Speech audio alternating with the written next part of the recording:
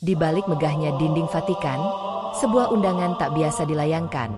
Seorang pendeta nekat mengundang ulama dari timur untuk menjelaskan kisah Yesus di kayu salib. Apa yang awalnya direncanakan sebagai debat terkontrol, justru berkembang menjadi perbincangan panas yang mengguncang iman banyak orang. Ketegangan, rasa ingin tahu, dan pertarungan keyakinan mulai mengalir di ruang suci itu, dan tidak ada yang menduga kemana arah perdebatan ini akan berakhir. Malam itu, di sebuah kamar kecil yang berada di dalam kompleks Vatikan, seorang pendeta bernama Matteo duduk termenung di kursi kayunya. Lampu redup membuat bayangan wajahnya terlihat lebih tua dari usianya. Di tangannya ada sebuah Alkitab terbuka, namun matanya tidak benar-benar membaca. Ia hanya menatap halaman yang sudah sering ia ulang-ulang sejak muda. Hatinya gelisah. Sejak remaja, Matteo dibesarkan dalam lingkungan yang disiplin. Ia selalu taat pada perintah gereja dan mengabdikan hidupnya untuk melayani. Namun semakin ia belajar, semakin banyak pertanyaan yang tumbuh. Pertanyaan itu sederhana, tetapi jawabannya terasa berat. Mengapa Yesus harus mati di kayu salib? Jika Yesus benar-benar anak Tuhan, mengapa ia harus dibiarkan menderita dengan cara begitu kejam? Apakah keselamatan manusia memang bergantung pada penderitaan itu? Pertanyaan tersebut menghantuinya bertahun-tahun. Ia sudah membaca puluhan buku tafsir, mendengarkan khotbah para teolog, bahkan berdiskusi dengan senior-seniornya. Namun jawaban yang ia terima selalu sama, sebuah doktrin yang harus diterima tanpa boleh diganggu-gugat. Matteo tidak puas. Ia merindukan jawaban yang logis, yang bisa menyentuh akal sehat, bukan hanya perasaan. Beberapa bulan terakhir, Matteo semakin sering tidak bisa tidur. Di tengah malam, ia membuka internet secara diam-diam. Ia membaca tulisan-tulisan dari ulama Islam. Awalnya ia hanya ingin tahu, tetapi perlahan ia menemukan sesuatu yang mengejutkan. Menurut Islam, Yesus yang mereka sebut Isa tidak pernah disalib. Mereka percaya bahwa Isa diangkat oleh Allah, sementara yang disalib adalah sosok lain yang dibuat serupa. Matteo sempat menganggap itu mustahil. Namun ketika membaca dalil-dalil yang mereka gunakan, hatinya terguncang. Ia menemukan penjelasan dalam Quran Surat An-Nisa ayat 157, yang menyatakan bahwa Isa tidaklah dibunuh atau disalib, melainkan hanya tampak demikian bagi manusia. Ayat itu membuatnya memikirkan kembali semua yang ia yakini selama ini. Benarkah selama ini ia salah memahami? Ataukah justru ada kebenaran yang selama ini tertutup rapat dari dirinya? Matteo menutup layar laptopnya dan menghela napas panjang. Ia tahu, sebagai seorang pendeta, keraguan adalah dosa besar. Jika para kardinal mengetahui isi kepalanya, karir dan bahkan hidupnya bisa berakhir. Tetapi semakin ia berusaha menyingkirkan rasa ragu, semakin kuat pertanyaan itu datang. Ia merasa seolah hatinya sedang dipaksa memilih, tetap dalam keyakinan lama tanpa jawaban jelas, atau berani mencari kebenaran meskipun berisiko. Beberapa kali Matteo berdoa dengan khusyuk. Dalam doanya ia memohon pada Rob agar diberi kejelasan. Tunjukkanlah jalan yang benar. Jika aku salah selama ini, jangan biarkan aku terus dalam kebingungan. Begitu doa yang ia ulang hampir setiap malam. Namun anehnya, setiap selesai berdoa, ia merasa semakin hampa. Sampai pada suatu hari, ia bermimpi aneh. Dalam mimpinya, ia berjalan di padang pasir luas, lalu melihat cahaya putih yang menuntunnya menuju sebuah sosok berjubah. Sosok itu tidak bicara, hanya tersenyum, lalu menunjuk ke arah langit. Saat terbangun, Matteo menangis. Ia tidak tahu apa arti mimpi itu, tapi ia yakin ada pesan besar di baliknya. Kegelisahan itu akhirnya membuatnya nekat. Ia mulai mencari tahu apakah mungkin mengundang seorang ulama untuk berdiskusi di Vatikan. Ide itu gila, karena Vatikan sangat tertutup terhadap dialog yang bisa mengguncang doktrin. Tetapi Matteo tidak peduli. Ia merasa, jika ia tidak menemukan jawaban sekarang, ia akan hidup dalam kebohongan selamanya. Hari-hari berikutnya, Matteo menyusun rencana dengan hati-hati. Ia mendekati beberapa kardinal dan menyampaikan gagasan itu dengan bahasa halus. Ia tidak mengatakan bahwa ia sedang ragu, melainkan bahwa diskusi dengan ulama bisa menjadi cara untuk memperkuat iman.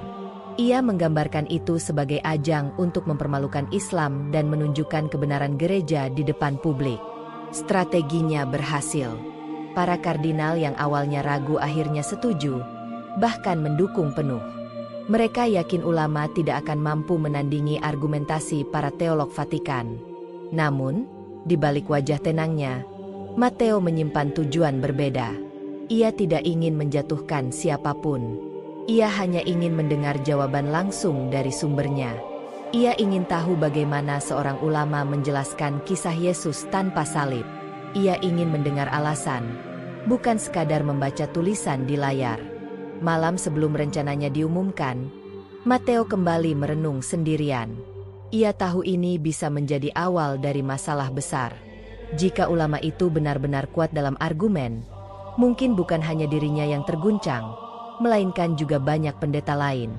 Ia menutup matanya, mengingat kembali doa yang selalu ia ucapkan. Robi, jika ini adalah jalan yang kau pilihkan untukku, kuatkan aku.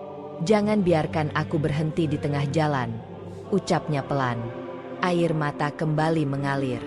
Hatinya tidak lagi tenang, tetapi ada keyakinan kecil yang mulai tumbuh. Di luar kamar, lonceng gereja berdentang menandai tengah malam. Suara itu biasanya membawa ketenangan bagi Matteo, tetapi kali ini berbeda. Lonceng itu terdengar seperti tanda akan datangnya sebuah perubahan besar. Matteo merasakan dadanya berdebar keras. Ia tahu, langkah yang ia pilih akan mengubah segalanya. Dan dari situlah kisah luar biasa ini akan dimulai. Beberapa hari setelah gagasannya diterima, Matteo merasa seperti sedang bermain api. Para kardinal yang awalnya menolak kini justru begitu bersemangat. Mereka yakin rencana mengundang seorang ulama akan menjadi kesempatan emas untuk memperlihatkan kelemahan Islam di hadapan dunia. Matteo hanya mengangguk dan berpura-pura sependapat. Padahal hatinya berdebar setiap kali mendengar percakapan itu. Vatikan mulai menyiapkan acara besar.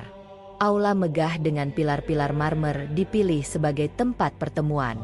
Media internasional pun diberitahu bahwa akan ada dialog terbuka antara gereja dan seorang ulama Muslim. Pihak Vatikan yakin penonton akan menyaksikan kemenangan teolog-teolog mereka. Matteo mengatur semua detail teknis, meskipun sebenarnya ia sedang menyiapkan jalan menuju pencarian pribadinya. Malam sebelum pengumuman resmi, Matteo duduk sendirian di ruang perpustakaan kecil. Ia menyalakan lilin, lalu membuka catatan pribadinya. Di sana ia menulis hal-hal yang tidak bisa ia ungkapkan pada siapapun. Ia menulis tentang keraguannya, tentang rasa ingin tahunya terhadap ajaran Islam, dan tentang ketakutannya bila kebenaran justru ada di luar keyakinan yang ia bela sejak kecil. Tulisannya penuh coretan, seolah pikirannya sedang bertarung. Dalam sebuah rapat, salah satu kardinal berkata dengan suara penuh keyakinan, "Kita akan buktikan bahwa gereja berdiri di atas dasar yang tidak tergoyahkan. Ulama itu akan kita buat tidak berkutik. Orang-orang akan menyaksikan bahwa salib adalah inti keselamatan." Kata-kata itu disambut tepuk tangan. Matteo ikut menepuk tangannya, tetapi wajahnya tetap kaku. Dalam hati, ia justru ingin tahu apakah benar salib adalah satu-satunya jalan, atau ada kebenaran lain yang lebih murni. Beberapa hari kemudian, nama ulama yang diundang akhirnya diumumkan. Ia adalah Syekh Abdullah, seorang ulama yang dikenal tenang namun tegas, dengan reputasi luas di kalangan Muslim. Banyak media menyorot berita itu. Ada yang menganggapnya langkah berani dari Vatikan, ada pula yang menganggapnya sebuah perjudian berbahaya. Matteo membaca berita-berita itu diam-diam, sambil merasakan kegelisahan yang semakin besar. Malamnya, Matteo kembali berdoa di kapel kecil. Ia berlutut lama, memejamkan mata, dan mengucapkan doa lirih. "Rob, aku hanya ingin tahu kebenaran. Jika aku salah, jangan biarkan aku tersesat lebih jauh. Jika aku harus berkorban, berikanlah aku kekuatan." Air matanya jatuh di lantai kapel. Tak ada jawaban yang terdengar, hanya suara hening yang membuatnya semakin tertekan. Hari demi hari berlalu, suasana di Vatikan semakin sibuk. Spanduk besar dipasang, kursi-kursi ditata, dan undangan disebar ke berbagai pemimpin agama. Para jurnalis dari banyak negara sudah memesan tempat untuk meliput acara bersejarah itu. Matteo yang menjadi panitia utama sibuk mengatur teknis, tetapi pikirannya selalu melayang ke pertanyaan yang sama. Bagaimana jika ulama itu benar-benar bisa menjelaskan sesuatu yang tidak pernah ia pahami? Pada suatu sore, ketika sedang berjalan di halaman Vatikan, Matteo bertemu dengan seorang pendeta muda bernama Thomas. Thomas bertanya dengan polos, "Apakah kau yakin undangan ini ide yang tepat, Matteo? Aku dengar ulama itu terkenal pandai berdebat. Bagaimana jika ia justru membalikkan keadaan?" Matteo tersenyum tipis. "Justru itu yang kita tunggu, Thomas. Jika keyakinan kita benar, tidak ada argumen yang bisa menjatuhkannya." Thomas mengangguk, meski wajahnya tampak ragu. Percakapan singkat itu membuat Matteo sadar bahwa ia bukan satu-satunya yang merasa khawatir. Mungkin ada pendeta lain yang diam-diam menyimpan pertanyaan, sama seperti dirinya. Semakin dekat hari pertemuan, semakin berat beban yang dirasakan Matteo. Setiap malam ia sulit tidur. Ia terus teringat mimpinya tentang cahaya putih. Ia merasa mimpi itu adalah tanda, meski belum mengerti artinya. Ia juga sering terbayang wajah ulama yang akan datang. Bagaimana sosok itu berbicara? Apakah ia akan menjawab semua pertanyaannya? Malam terakhir sebelum kedatangan Syekh Abdullah, Matteo menatap ke langit dari balkon kecil di kamarnya. Bulan bulat bersinar terang, dan angin malam terasa menusuk. Ia menggenggam salib kecil di tangannya, namun kali ini tidak ada rasa damai seperti biasanya. Salib itu justru terasa berat, seolah ada sesuatu yang menekan. "Robi, aku serahkan semua ini pada MU," bisiknya lirih. "Aku siap mendengar kebenaran, apapun itu." Ia menutup matanya sejenak, membiarkan angin membawa kegelisahannya. Besok, semua akan dimulai. Sebuah langkah kecil yang mungkin akan mengguncang tidak hanya hidupnya, tapi juga sejarah gereja yang ia cintai. Hari yang dinantikan akhirnya tiba. Sejak pagi, Vatikan tampak lebih sibuk dari biasanya. Para pekerja lalu lalang, kursi tambahan didatangkan, dan peralatan siaran dipasang di berbagai sudut aula. Suasana tegang terasa di udara, seakan semua orang tahu sesuatu yang besar akan terjadi. Matteo berdiri di dekat pintu utama, menunggu tamu istimewa itu datang. Pakaian kebesaran pendetanya terlihat rapi, tetapi keringat dingin mengalir di pelipisnya. Dari kejauhan, suara langkah dan rombongan terdengar. Seorang pria berjubah putih sederhana muncul, berjalan dengan langkah tenang. Dialah Syekh Abdullah, ulama yang sudah dinanti. Penampilannya jauh dari kesan mewah. Jubahnya polos, wajahnya teduh dengan janggut yang terawat rapi. Ia tersenyum kepada siapa saja yang menyapanya. Aura ketenangan itu membuat banyak orang terdiam sejenak, seakan lupa bahwa mereka sebenarnya datang dengan penuh curiga. Matteo maju menyambut. "Selamat datang, Syekh Abdullah. Terima kasih sudah menerima undangan kami." Syekh Abdullah membalas dengan suara lembut. "Terima kasih pula atas sambutannya. Semoga pertemuan ini membawa kebaikan, bukan hanya perdebatan." Kalimat sederhana itu langsung membuat Matteo tertegun.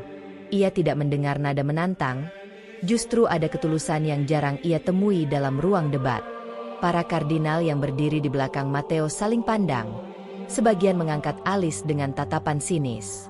Mereka menganggap ulama ini terlalu percaya diri. Rombongan lalu diarahkan masuk ruang pertemuan kecil sebelum acara dimulai. Di sana, beberapa pejabat gereja menyampaikan aturan teknis. Syekh Abdullah mendengarkan dengan sabar, tidak banyak bicara, hanya mengangguk sopan. Sesekali ia menunduk, seakan sedang berdoa dalam hati. Matteo yang duduk berhadapan dengannya merasakan ketenangan aneh. "Apakah Anda tidak khawatir menghadapi banyak teolog sekaligus?" tanya Matteo pelan, memecah keheningan. Syekh Abdullah tersenyum tipis. "Jika seseorang hanya membawa kebenaran, tidak ada alasan untuk takut. Tugas saya hanya menyampaikan, bukan meyakinkan. Hidayah datang dari Rob." Jawaban itu membuat dada Matteo bergetar. Kata-kata sederhana, tetapi terasa menembus dinding hatinya yang selama ini penuh kebingungan. Ia menunduk, pura-pura merapikan catatan agar tidak terlihat gelisah. Tak lama kemudian, pintu aula dibuka. Suara riuh penonton dan kilatan kamera langsung menyeruak. Ratusan orang memenuhi ruangan, dari pendeta, biarawan, mahasiswa teologi, hingga wartawan asing. Semua mata tertuju pada panggung besar di depan.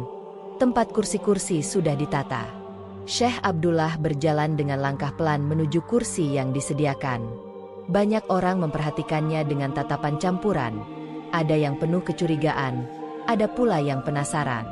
Matteo duduk tidak jauh darinya, berusaha menenangkan diri meskipun jantungnya berdetak kencang.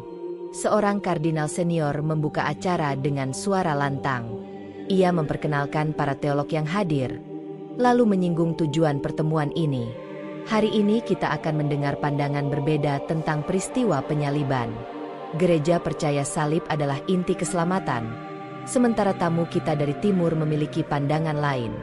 Mari kita simak, agar kebenaran semakin nyata. Tepuk tangan terdengar, meski ada nada mengejek di antara penonton. Syekh Abdullah tetap duduk tenang, tangannya bertumpu di pangkuan, matanya menatap lurus tanpa goyah.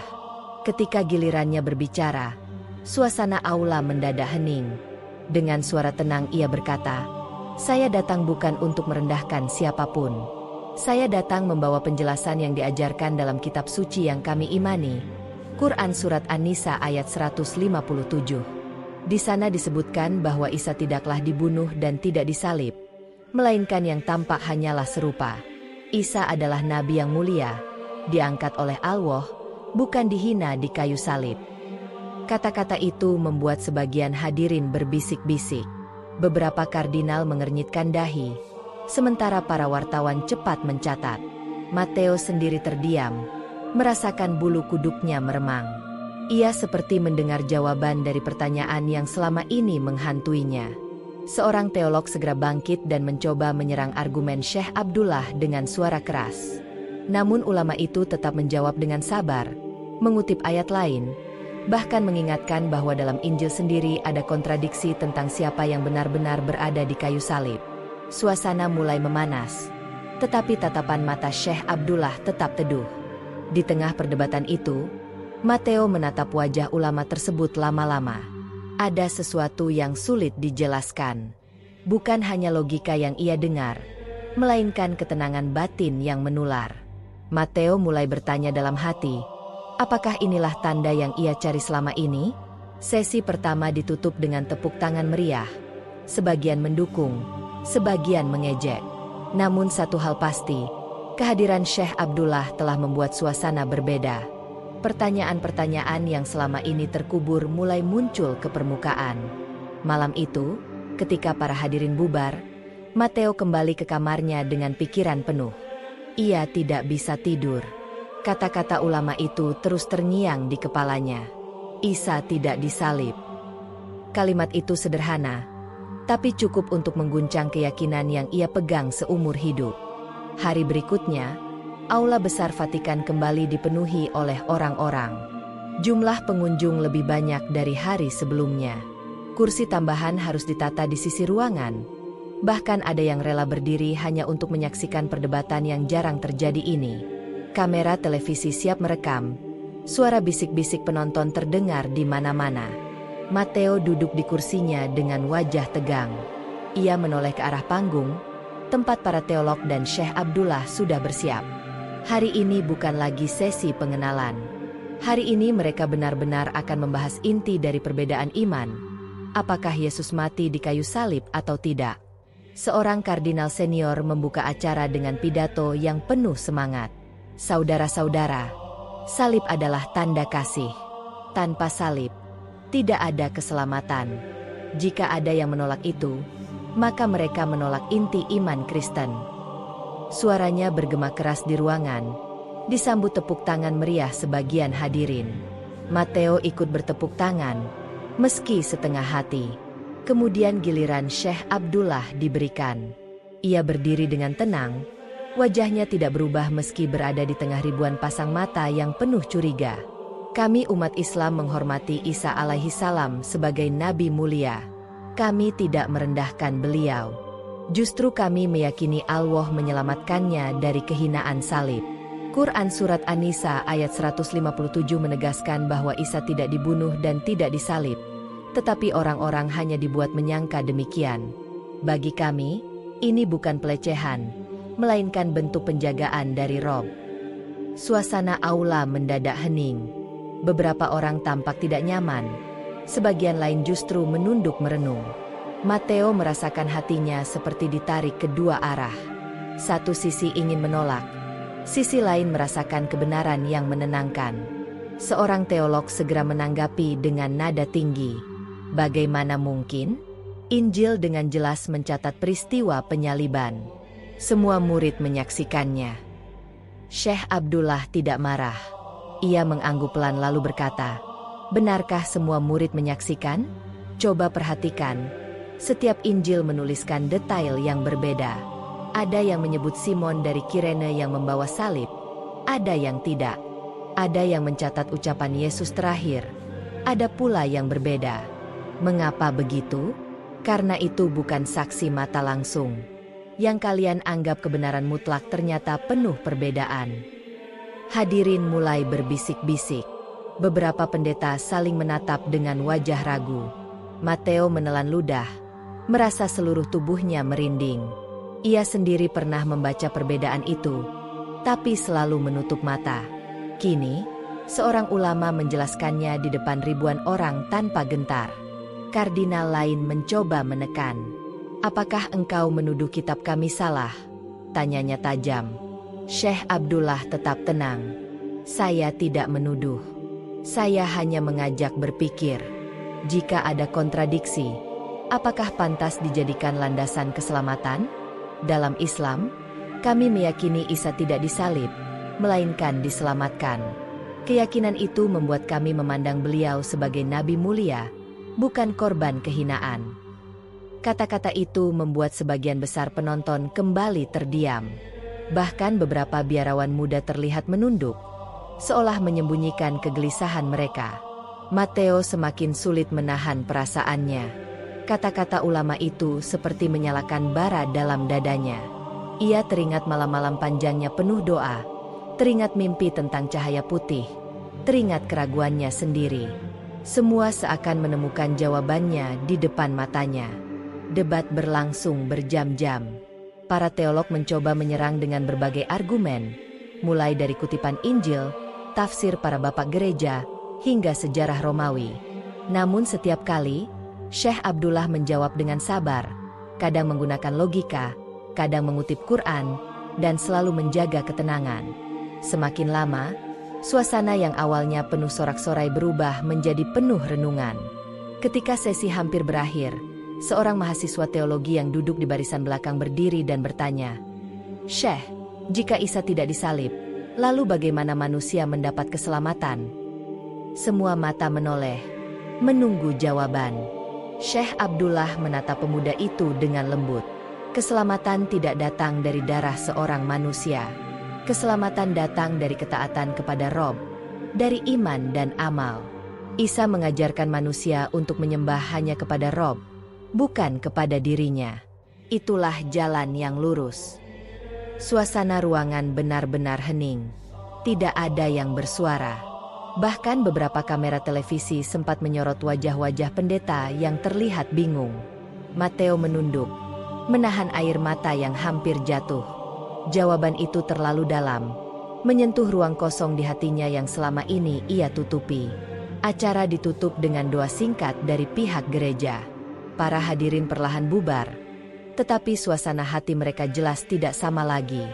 Matteo berjalan pelan menuju pintu keluar, sementara pikirannya penuh. Ia tahu, ini baru permulaan. Pertemuan berikutnya pasti akan lebih panas, dan mungkin akan menentukan jalan hidupnya sendiri. Malam setelah pertemuan besar itu, Vatikan tidak lagi terasa sama. Biasanya, setelah acara penting, para pendeta dan teolog berkumpul dengan wajah penuh kepuasan. Namun kali ini, suasana berubah.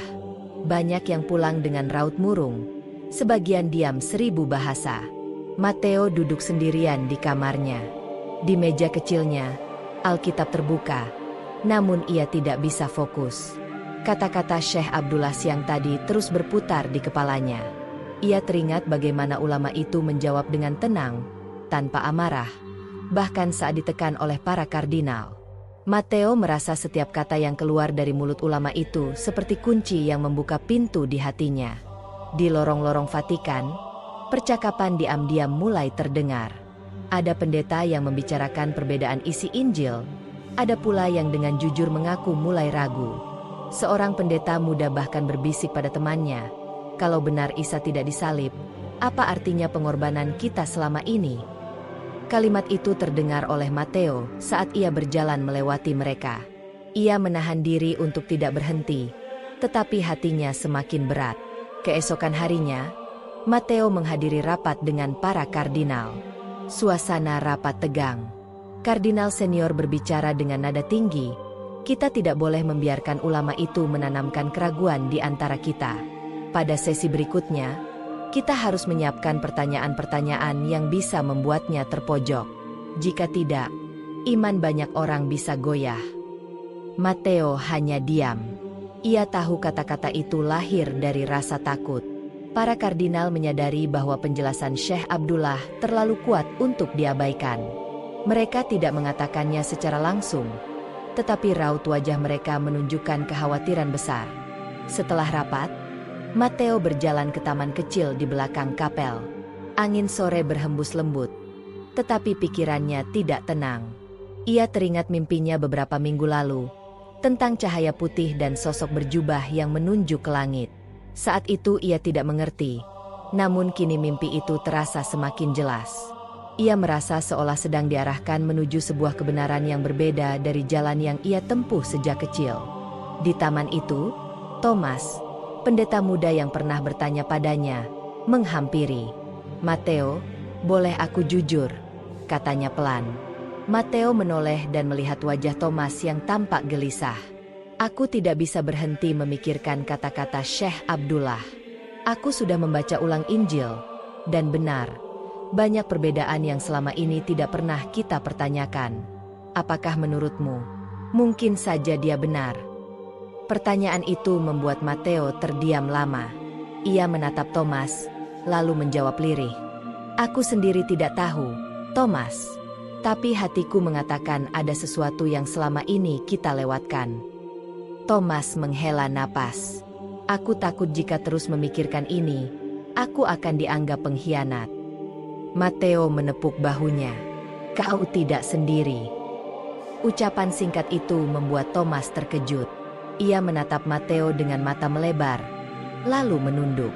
Tidak ada kata-kata lain, tetapi keduanya mengerti bahwa mereka sama-sama berada dalam pusaran yang sama. Malam harinya, Matteo membuka laptopnya lagi. Ia mencari penjelasan lebih dalam tentang Islam. Ia membaca tafsir mengenai Quran Surat An-Nisa ayat 157, juga kisah para nabi yang diangkat dalam Islam. Semakin ia membaca, semakin ia merasa logikanya bisa menerima. Isa yang tidak disalib justru terasa lebih mulia, diselamatkan langsung oleh Rob, bukan dibiarkan mati hina. Namun bersamaan dengan itu, ketakutan juga tumbuh. Bagaimana jika ia benar-benar menemukan kebenaran dalam Islam? Apa yang akan terjadi pada hidupnya, pada jabatannya, pada keluarganya? Bisakah ia meninggalkan semua yang sudah ia jalani puluhan tahun? Di tengah kebingungan itu, ia kembali berdoa, "Rob, jika ini jalan yang kau tunjukkan, jangan biarkan aku goyah. Aku hanya ingin berada di jalan yang benar." Air matanya mengalir lagi. Ia merasa kecil, rapuh, dan sendirian. Namun entah mengapa, doa itu membuat dadanya lebih ringan. Beberapa hari berikutnya, bisik-bisik semakin ramai. Tidak hanya pendeta muda, bahkan beberapa teolog senior mulai menunjukkan kegelisahan. Mereka tidak mengatakannya terbuka, tetapi Matteo bisa membaca bahasa tubuh mereka. Gereja yang biasanya terlihat kokoh kini mulai retak dari dalam. Syekh Abdullah masih tetap tenang. Setiap kali ia terlihat berjalan di halaman Vatikan, banyak orang yang diam-diam memperhatikannya. Ada yang menatap dengan benci, ada pula yang menatap dengan penuh rasa ingin tahu. Matteo termasuk yang tidak bisa berhenti memperhatikan. Ia melihat bukan hanya seorang ulama, melainkan seseorang yang membawa kedamaian dalam dirinya. Hari-hari itu menjadi masa paling berat bagi Matteo. Ia tahu, pertemuan berikutnya akan semakin panas. Dan ia sadar, setiap kata yang diucapkan Syekh Abdullah bisa menjadi penentu, bukan hanya bagi dirinya, tapi bagi banyak pendeta lain yang kini mulai merasakan retakan di dalam hati mereka. Hari debat kedua akhirnya tiba. Aula besar Vatikan kembali penuh sesak. Kali ini jumlah penonton jauh lebih banyak dibandingkan sebelumnya. Tidak hanya para pendeta dan biarawan, tetapi juga wartawan internasional, mahasiswa teologi, bahkan beberapa diplomat asing. Semua ingin menyaksikan bagaimana ulama muslim itu akan berhadapan lagi dengan para teolog gereja. Matteo duduk di kursinya dengan wajah tegang. Ia bisa merasakan suasana berbeda. Jika pada pertemuan pertama sebagian orang masih penuh percaya diri, kini banyak yang datang dengan rasa ingin tahu bercampur cemas. Kata-kata Syekh Abdullah sebelumnya telah meninggalkan jejak dalam benak banyak orang. Seorang kardinal senior membuka acara dengan suara lantang. Kali ini nada bicaranya terdengar lebih keras, seolah ingin menutupi rasa gelisah. Hari ini kita akan meluruskan kesalahpahaman yang berbahaya. Kita tidak akan membiarkan kebohongan menodai kebenaran salib. Tepuk tangan terdengar, tetapi tidak semeriah sebelumnya. Syekh Abdullah bangkit dari kursinya. Dengan langkah pelan ia maju, berdiri di hadapan semua orang. Suasana mendadak hening. Ia membuka dengan kalimat sederhana, "Saya datang bukan untuk menantang. Saya hanya menyampaikan apa yang kami yakini sebagai wahyu dari Allah. Isa tidak mati disalib, melainkan diangkat dengan penuh kemuliaan. Keyakinan ini bukan pelecehan, melainkan penghormatan." Seorang teolog langsung memotong, "Jika begitu, bagaimana dengan ribuan catatan sejarah? Bagaimana dengan kesaksian para murid?" Syekh Abdullah menatap tenang. Sejarah ditulis oleh manusia, dan manusia bisa keliru. Murid-murid Isa sendiri tidak semua melihat langsung. Ada kontradiksi di antara catatan mereka. Sedangkan Quran turun dengan kepastian, tanpa keraguan. Itulah dasar kami. Bisik-bisik terdengar di ruangan. Matteo merasa jantungnya berdetak semakin cepat. Kata-kata itu mengingatkannya pada malam-malam panjang saat ia membaca kitab dan menemukan perbedaan yang sama. Kardinal lain berdiri dengan wajah merah. "Apakah engkau berani mengatakan Injil penuh kesalahan?" Syekh Abdullah menggeleng. "Saya hanya mengatakan Injil telah melalui banyak tangan manusia. Sedangkan wahyu yang diturunkan kepada Muhammad Shallallahu Alaihi Wasallam tetap terjaga. Kami tidak menghina, kami hanya menjelaskan perbedaan keyakinan." Teriakan terdengar dari sudut ruangan. Beberapa orang menuduh ulama itu menghina gereja. Namun Syekh Abdullah tetap berdiri tegak, tidak terpengaruh. Matteo menatapnya lama. Ia tidak melihat rasa takut sedikit pun pada wajahnya, hanya ketenangan yang sulit dijelaskan. Sesi tanya jawab semakin panas. Para kardinal melontarkan pertanyaan demi pertanyaan, mencoba menjebak dengan kutipan Injil dan sejarah. Namun setiap kali, Syekh Abdullah menjawab dengan sabar, bahkan sesekali mengutip Injil untuk menunjukkan ayat-ayat yang mendukung pandangannya. Beberapa hadirin terkejut mendengar ulama itu begitu fasih mengutip kitab yang bukan agamanya.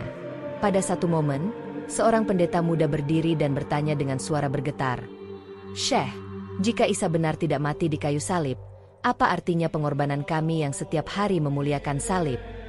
Suasana kembali hening. Syekh Abdullah menatap pendeta itu dengan mata penuh kasih. "Pengorbanan kalian tidak sia-sia jika dilakukan dengan tulus. Tapi salib bukanlah jalan keselamatan. Isa datang untuk mengajarkan manusia menyembah Rob yang satu, bukan untuk mati menebus dosa. Keselamatan datang dari ketaatan kepada Rob, bukan dari penderitaan seorang nabi." Kata-kata itu mengguncang seluruh ruangan. Banyak wajah berubah. Ada yang menunduk, ada yang memandang kosong ke depan, ada pula yang berbisik panik. Matteo merasakan dadanya sesak, matanya berkaca-kaca. Ia tidak bisa lagi menahan gejolak dalam dirinya. Tiba-tiba, seorang kardinal berteriak dengan marah. "Ini penghinaan. Kami tidak bisa membiarkan kebohongan ini terus disebarkan di rumah suci kami." Suaranya bergema keras, membuat suasana memanas. Namun sebelum keributan semakin besar, Syekh Abdullah mengangkat tangannya dan berkata dengan tenang, "Saya tidak datang membawa kebohongan. Saya hanya menyampaikan apa yang diwahyukan. Jika kalian menolak, itu hak kalian. Tetapi jangan tutup telinga dari kebenaran." Hening kembali menyelimuti aula. Matteo menunduk. Air matanya jatuh ke pangkuannya. Ia sadar, kata-kata itu menembus hatinya lebih dalam dari sebelumnya. Pertanyaan yang selama ini menghantuinya seolah menemukan jawabannya. Debat ditutup dengan suasana tegang. Tidak ada sorak-sorai, hanya wajah-wajah muram penuh tanda tanya. Para kardinal berjalan keluar dengan langkah cepat, sementara banyak pendeta muda tetap duduk terpaku. Matteo bangkit perlahan, tubuhnya gemetar. Ia tahu, dirinya sedang berdiri di tepi jurang besar, jurang yang bisa mengubah seluruh hidupnya. Hari ketiga debat dimulai dengan suasana yang lebih panas daripada sebelumnya. Sejak pagi, antrian panjang sudah memenuhi halaman Vatikan. Wartawan dari berbagai negara berdesakan membawa kamera, sementara para pendeta dan jemaat berwajah tegang memasuki aula besar. Semua orang tahu, pertemuan hari ini bisa menjadi penentu arah perdebatan. Matteo duduk di barisan depan. Jantungnya berdegup keras.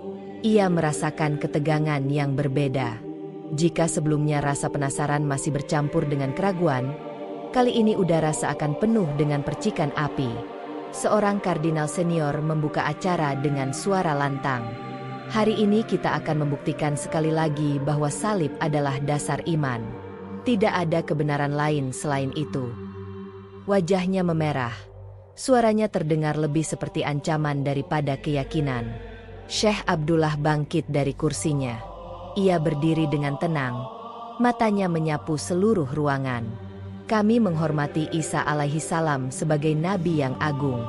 Namun kami tidak percaya beliau mati disalib." Quran Surat An-Nisa ayat 157 dengan jelas menyatakan Isa tidak dibunuh dan tidak disalib, melainkan diselamatkan oleh Allah. Kami membawa pandangan ini bukan untuk menghina, tetapi untuk menjelaskan kebenaran yang kami yakini.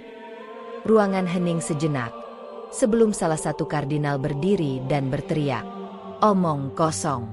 Ribuan orang menyaksikan penyaliban itu. Injil menulisnya dengan jelas. "Bagaimana mungkin engkau menyangkal sejarah yang nyata?" Syekh Abdullah menjawab dengan sabar, "Sejarah bisa berbeda-beda. Injil yang kalian pegang pun tidak sama satu dengan lainnya.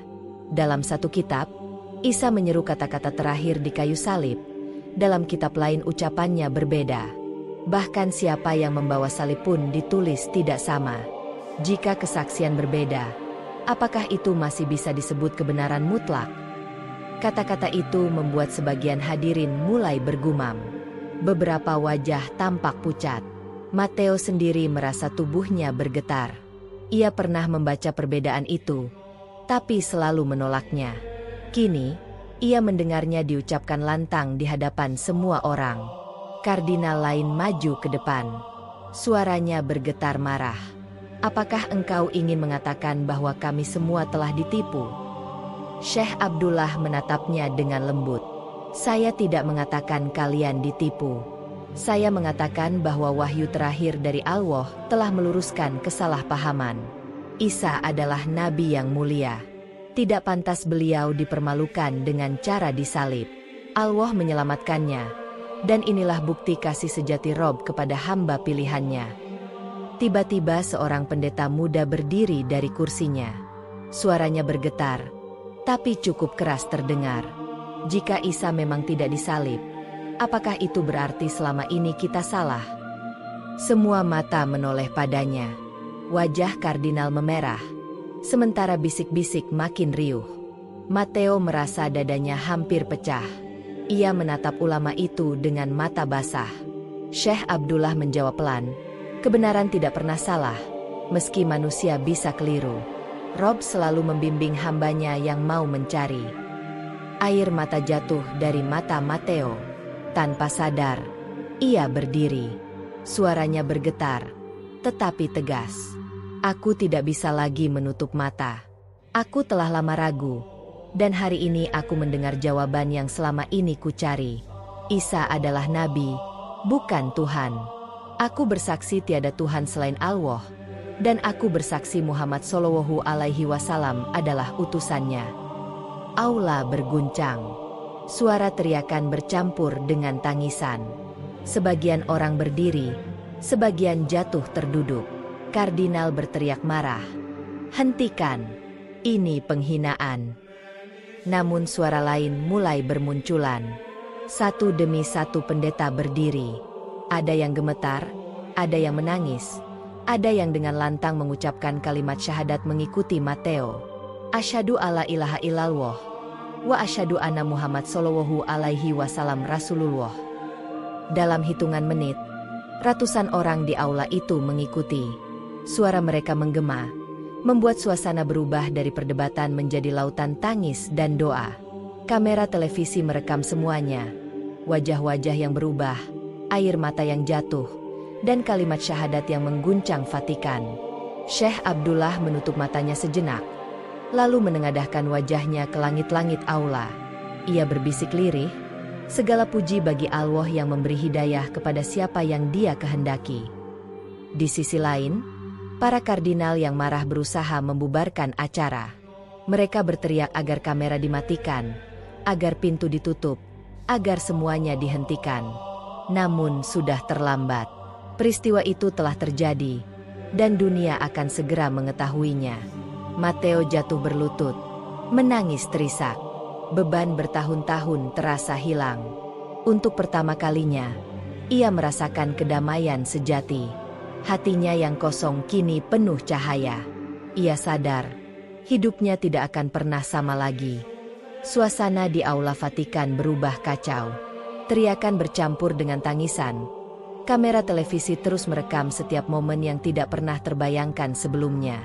Beberapa kardinal berlari ke arah teknisi untuk memutus siaran langsung. Tetapi rekaman itu sudah terlanjur keluar ke berbagai saluran media. Dunia menyaksikan langsung saat puluhan, bahkan ratusan pendeta mengucapkan syahadat dengan penuh keyakinan. Matteo masih berlutut dengan air mata mengalir di wajahnya. Ia merasakan tubuhnya ringan, seolah beban panjang yang ia pikul selama bertahun-tahun akhirnya runtuh. Di sampingnya, Thomas ikut menangis dan menundukkan kepala, lalu mengulang kalimat syahadat dengan suara yang gemetar. "Asyhadu alla ilaha illallah wa asyhadu anna Muhammad Shallallahu Alaihi Wasallam Rasulullah." Syekh Abdullah melangkah maju. Ia tidak berteriak, tidak menuntut apapun. Ia hanya berdiri dengan tenang, lalu mengangkat tangannya. "Saudara-saudaraku, siapapun di antara kalian yang benar-benar bersaksi, ucapkanlah dengan hati yang tulus.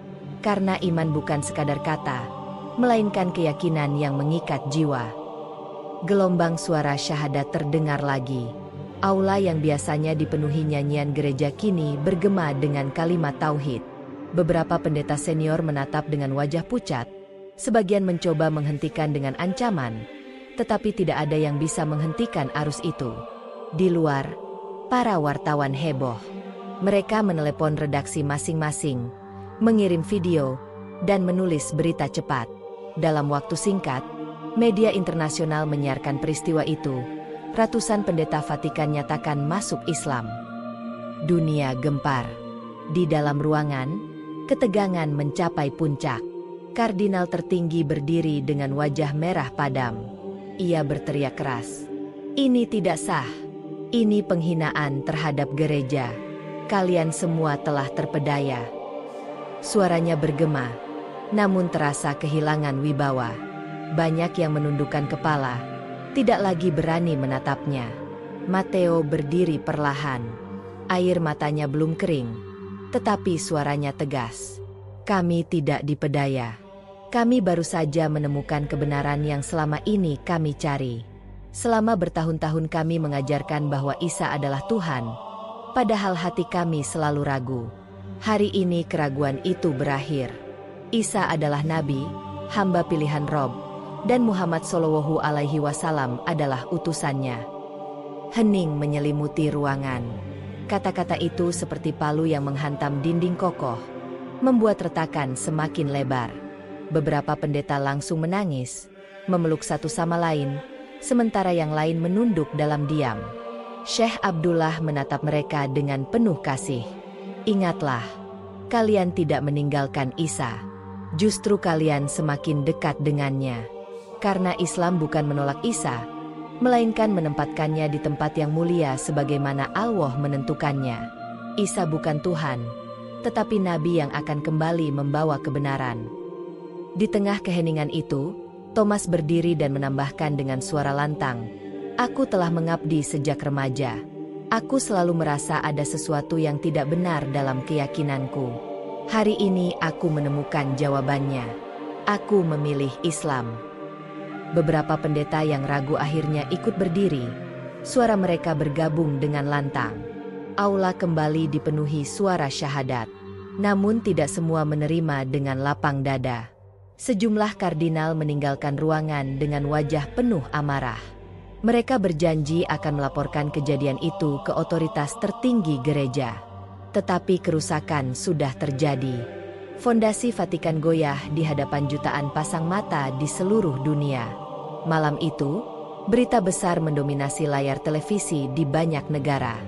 Foto-foto Matteo, Thomas, dan para pendeta lain yang menangis sambil mengucapkan syahadat tersebar luas. Sebagian pihak menyebutnya mukjizat, sebagian lain menuduhnya manipulasi. Namun yang jelas, tidak ada yang bisa menutup kenyataan bahwa ratusan pendeta telah memilih jalan baru.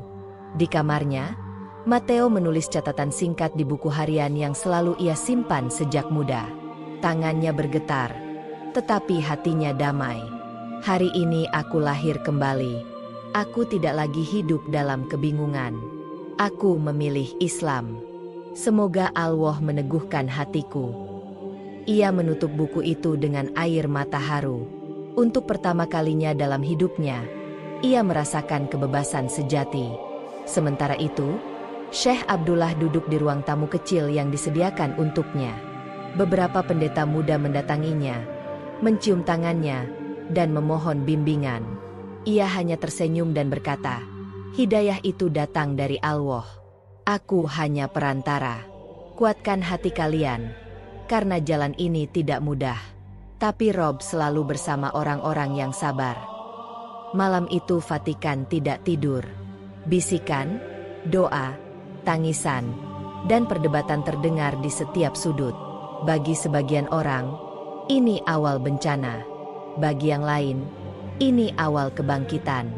Dan bagi Matteo, ini awal kehidupan barunya sebagai seorang Muslim. Keesokan paginya, dunia terbangun dengan berita yang menggemparkan. Hampir semua saluran televisi, radio, dan portal berita menyiarkan peristiwa di Vatikan. Judul-judul besar terpampang. Ratusan pendeta nyatakan masuk Islam. Vatikan guncang. Perdebatan berujung konversi massal. Dan iman gereja di persimpangan jalan. Di banyak negara, peristiwa itu langsung menjadi bahan diskusi. Ada yang menyambut dengan haru, ada yang marah, ada pula yang kebingungan. Di media sosial, potongan video Matteo mengucapkan syahadat berulang kali dibagikan. Banyak orang yang menonton dengan air mata, merasa menyaksikan sesuatu yang luar biasa. Namun di Vatikan, suasana sangat berbeda. Para kardinal mengadakan rapat darurat sejak pagi. Ruang pertemuan dipenuhi wajah-wajah muram. Kardinal tertinggi membuka rapat dengan nada penuh emosi. "Kita tidak boleh membiarkan ini terus berkembang. Dunia kini melihat Vatikan sebagai tempat pengkhianatan. Kita harus mengeluarkan pernyataan resmi." Beberapa kardinal lain mengangguk setuju, namun ada juga yang terdiam. Mereka tidak bisa menutupi kenyataan bahwa sebagian besar yang mualaf adalah pendeta muda, bahkan beberapa yang dikenal sangat berpengaruh. Krisis ini bukan sekadar pemberontakan kecil, melainkan retakan besar dalam tubuh gereja. Di sisi lain, Matteo duduk di kamarnya dengan tenang. Ia membaca terjemahan Quran yang diberikan oleh Syekh Abdullah malam sebelumnya. Setiap ayat yang ia baca membuat hatinya semakin yakin. Namun ia juga sadar, hidupnya tidak akan lagi sama. Ia mungkin akan kehilangan jabatannya, keluarganya bisa menolaknya, dan gereja pasti akan menganggapnya musuh. Thomas masuk ke kamar dengan wajah gelisah. "Matteo, apa kau sadar apa yang sudah kita lakukan? Dunia sekarang melihat kita. Gereja pasti akan memburu kita." Matteo menutup bukunya dan menatap Thomas dengan tenang. "Aku sadar, Thomas. Tapi apa kau ingin kembali? Setelah semua yang kita rasakan kemarin?" Thomas terdiam. Air matanya mengalir. "Tidak, aku tidak ingin kembali. Tapi aku takut." Matteo meraih bahunya. "Kita tidak sendiri. Allah bersama kita." Sementara itu, Syekh Abdullah menerima banyak pesan dari berbagai pihak. Ada yang mengucapkan selamat, ada yang mengundangnya untuk berbicara di negara lain, dan ada pula yang mengancam. Namun beliau tetap tenang. "Aku hanya perantara. Tugas utamaku adalah mendampingi mereka yang baru menemukan cahaya." Hari itu, Vatikan mengeluarkan pernyataan resmi. Mereka menyebut kejadian kemarin sebagai kekacauan yang dimanipulasi, menuduh adanya provokasi, dan menegaskan bahwa gereja tetap berdiri pada ajaran salib. Namun pernyataan itu tidak cukup untuk meredam dunia. Banyak orang justru semakin penasaran. Mengapa begitu banyak pendeta memilih berpaling jika mereka benar-benar yakin dengan salib? Di beberapa negara, umat Islam menyambut dengan syukur. Masjid-masjid dipenuhi jamaah yang membicarakan berita itu. Mereka melihatnya sebagai tanda bahwa kebenaran Islam mulai menyentuh hati banyak orang. Sebagian ulama menyebutnya peristiwa bersejarah yang tidak pernah terbayangkan sebelumnya. Namun tidak semua senang. Di negara-negara mayoritas Kristen, banyak tokoh gereja mengecam peristiwa itu. Ada yang menuduh Matteo dan kawan-kawannya sebagai pengkhianat, ada yang menuduh Syekh Abdullah sebagai penyusup berbahaya. Bahkan beberapa politisi mulai menekan agar Vatikan menindak tegas mereka yang mualaf. Malam itu, Matteo kembali menulis di buku hariannya. "Hari ini dunia menatap kami. Sebagian memuji, sebagian membenci. Tapi hatiku tetap tenang. Aku tidak lagi takut. Jika ini jalan yang dipilih Rob untukku, maka aku akan berjalan, meski seluruh dunia menentang." Di luar, suara langkah para penjaga terdengar lebih sering dari biasanya. Vatikan kini dijaga ketat, seakan takut lebih banyak yang akan keluar dari lingkaran iman lama. Tetapi Matteo tahu, tembok setebal apapun tidak bisa menahan cahaya kebenaran. Syekh Abdullah bertemu dengan beberapa pendeta yang baru saja mualaf. Ia berkata, hidayah adalah anugerah, tapi ujian selalu menyertainya. Kalian harus siap kehilangan jabatan, harta, bahkan keluarga. Tapi jangan takut. Rob tidak pernah meninggalkan hambanya. Mereka mengangguk dengan wajah serius. Ada yang masih menangis, ada yang sudah tegar. Namun satu hal pasti, mereka kini berada di jalan yang sama. Dunia belum pernah menyaksikan peristiwa sebesar ini. Sebuah gelombang perubahan baru saja dimulai dari jantung Vatikan, dan dampaknya akan mengguncang lebih jauh daripada yang bisa dibayangkan siapapun. Hari-hari setelah kejadian besar di Vatikan berubah menjadi mimpi buruk bagi Matteo dan para pendeta lain yang baru saja bersyahadat. Jika pada awalnya mereka merasa damai dan penuh semangat, kini ujian datang satu persatu. Vatikan memperketat keamanan. Nama-nama pendeta yang mualaf diumumkan secara internal, dan sebagian langsung dicopot dari jabatannya. Beberapa diusir dari kamar, bahkan ada yang kehilangan akses ke ruang doa. Suasana menjadi mencekam, seolah mereka adalah musuh yang harus dipisahkan. Matteo menerima surat resmi berisi perintah untuk meninggalkan posisinya sebagai pengajar teologi. Dalam surat itu tertulis bahwa ia dianggap mengkhianati sumpah dan iman gereja. Saat membacanya, Hatinya bergetar. Ia sudah menduga ini akan terjadi, tapi tetap saja rasa sakit itu menyayat. Thomas masuk ke kamar dengan wajah panik. "Matteo, keluargaku menelpon. Mereka marah besar. Ayahku bilang aku sudah memalukan nama keluarga. Mereka tidak ingin melihatku lagi." Matteo menarik napas panjang.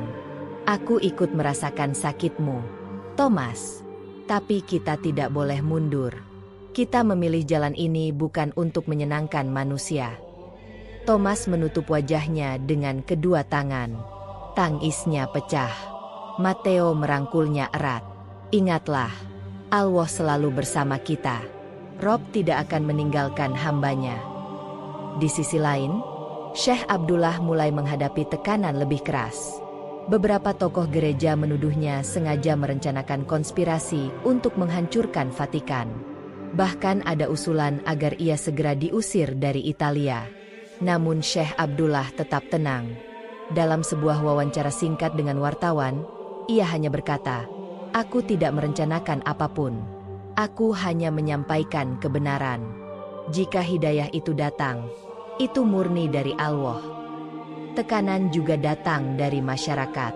Di luar Vatikan, sekelompok orang melakukan demonstrasi menolak keberadaan Syekh Abdullah.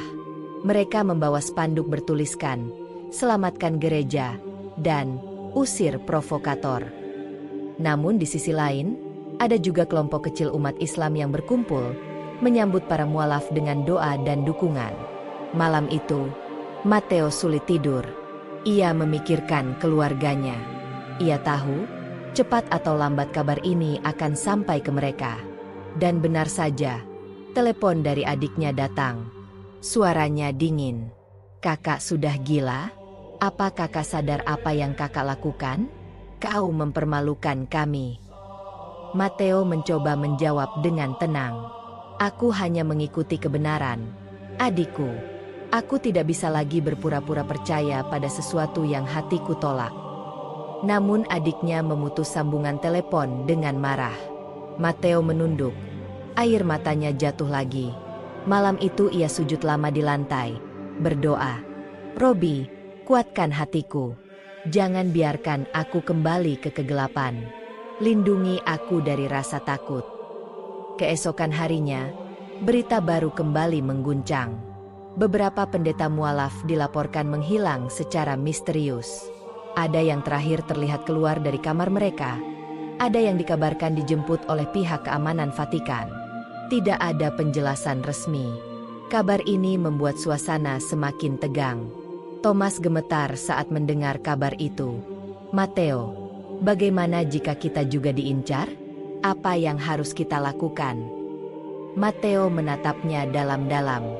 "Kita tidak boleh lari. Jika ini ujian, kita harus siap. Mati di jalan kebenaran lebih baik daripada hidup dalam kebohongan." Di sisi lain, beberapa wartawan berusaha membongkar apa yang sebenarnya terjadi di dalam Vatikan. Mereka menulis artikel tentang tekanan terhadap para mualaf. Bahkan ada yang berani menyebutnya sebagai bentuk persekusi. Dunia semakin terbelah. Sebagian mengecam keras, sebagian mendukung langkah keras Vatikan. Syekh Abdullah akhirnya memutuskan untuk bertemu para mualaf secara diam-diam. Dalam pertemuan itu, ia menatap wajah-wajah yang penuh rasa takut. "Saudara-saudaraku, jangan gentar. Setiap nabi dan pengikutnya selalu diuji. Muhammad Shallallahu Alaihi Wasallam dan para sahabatnya pun pernah diusir, disiksa, bahkan diperangi. Namun mereka tetap teguh. Dan Rob menolong mereka. Yakinlah, Allah akan menolong kalian juga." Ucapan itu memberi sedikit kekuatan. Matteo mengangguk dengan mata yang masih basah. Ia merasa kalimat itu seperti air di tengah gurun yang panas. Namun jauh di dalam hatinya, ia tahu badai baru saja dimulai. Tekanan dari dalam Vatikan, penolakan keluarga, ancaman dari luar, semuanya kini menumpuk menjadi ujian besar. Dan Matteo sadar, pilihan yang ia buat bukanlah jalan mudah. Tetapi untuk pertama kalinya, ia yakin bahwa jalan ini adalah yang benar. Hari-hari berikutnya, tekanan di Vatikan semakin berat. Mateo dan puluhan pendeta mualaf lain merasa seolah diawasi setiap langkahnya. Beberapa di antara mereka sudah tidak berani tinggal di asrama gereja. Ada yang tidur di kamar sempit teman muslim di Roma, ada pula yang diam-diam meninggalkan kota untuk mencari perlindungan. Mateo sendiri masih bertahan. Ia tahu, jika ia pergi begitu saja, banyak yang akan menganggapnya pengecut. Namun hatinya tidak tenang. Setiap malam ia mendengar kabar baru. Ada pendeta yang dikeluarkan dari Vatikan tanpa penjelasan. Ada yang tiba-tiba menghilang. Bahkan ada yang dikabarkan dipulangkan ke negaranya dalam keadaan dipaksa. Thomas mendatangi Mateo dengan wajah pucat. "Aku tidak kuat lagi. Mateo, mereka mengancamku. Jika aku tidak menarik kembali syahadatku, aku akan dibuang keluar tanpa tempat tinggal." Mateo menatapnya lama. "Kau ingin mundur, Thomas?" Thomas menunduk. Air matanya jatuh. "Tidak, aku hanya takut. Tapi aku tidak bisa mengingkari kebenaran ini." Mateo memeluknya erat. "Kalau begitu, kita harus mencari perlindungan. Kita tidak bisa hanya berdiam di sini menunggu mereka menyingkirkan kita." Keesokan harinya, Mateo menemui Syekh Abdullah secara diam-diam.